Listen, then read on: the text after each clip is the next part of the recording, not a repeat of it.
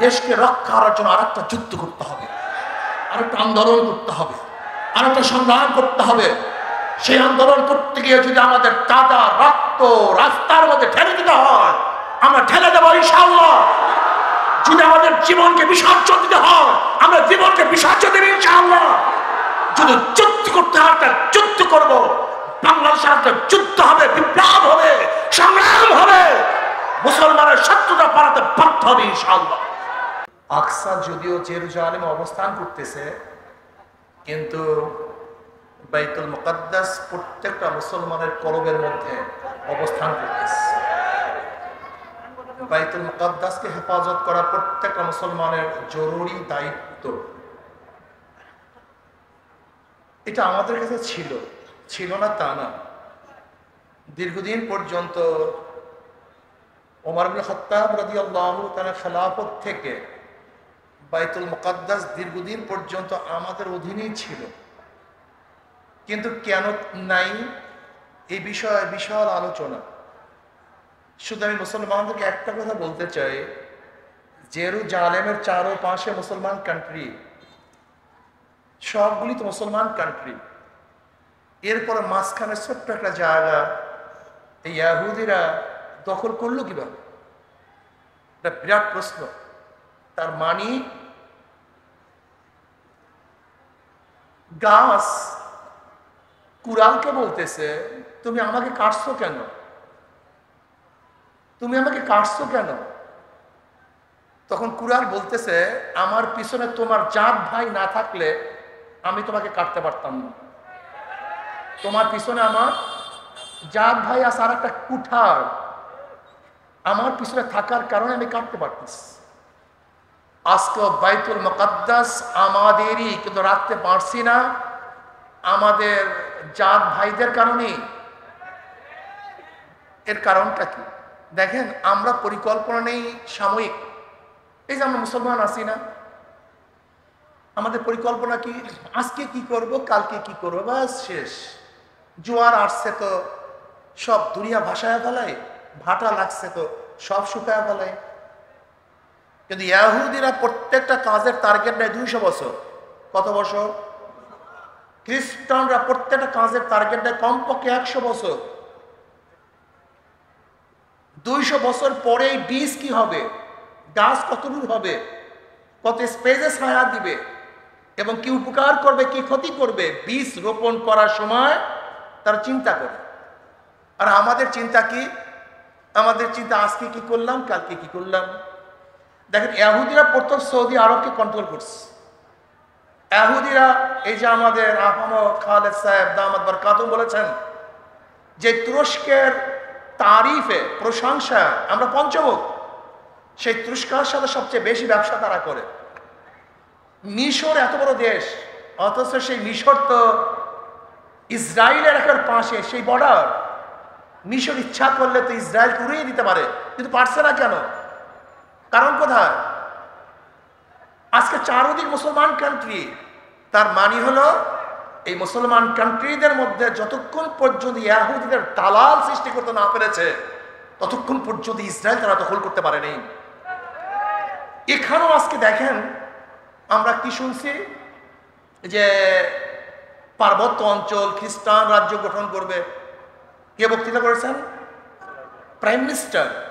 আমি তো মনে করি ভিন্ন কথা। খ্রিস্টান কান্ট্রি সেখানে করা যত কঠিন, কিন্তু হিন্দু কান্ট্রি করা তার চেয়ে অনেক সহজ।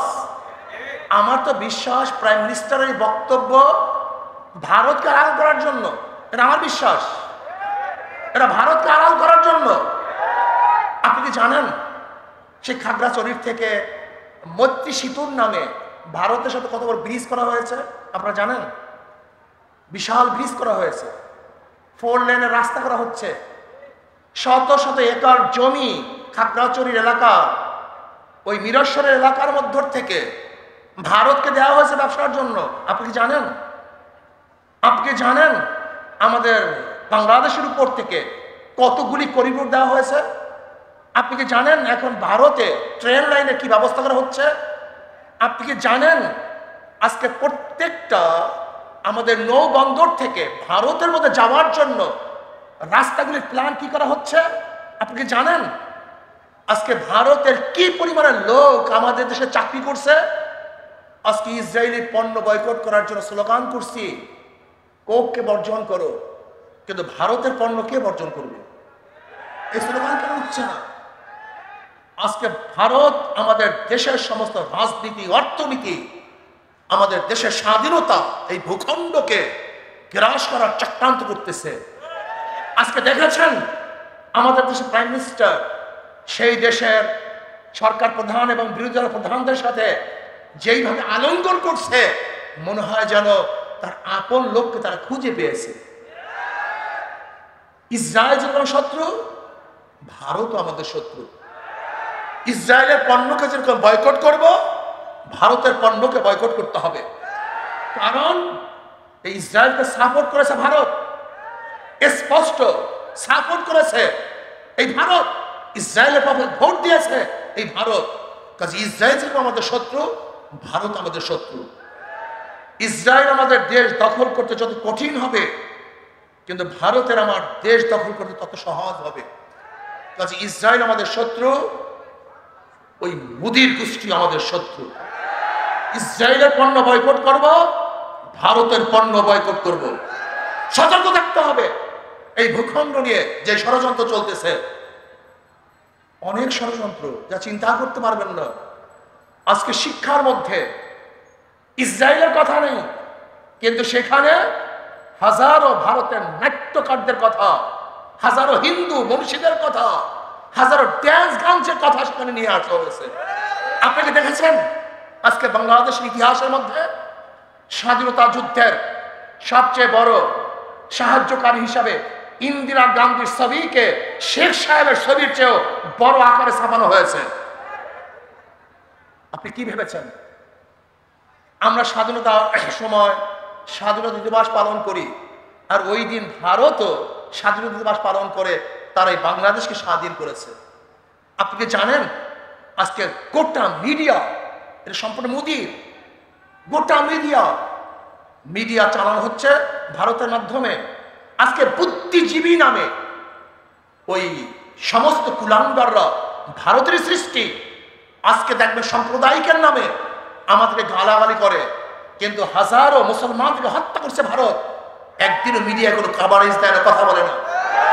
কয়েকদিন আগে ফরিদপুরে আমাদের মুসলমান সন্তানদেরকে নির্বিচারে হত্যা করা হয়েছে, কিন্তু সেখানে হিউম্যান রাইটস, সেখানে মানবাধিকার কোন সংস্থা বক্তব্য দেয় না, দিতে পারে না। এর কারণটা কি? ভারত আমাদেরকে ব্লক করে ফেলছে।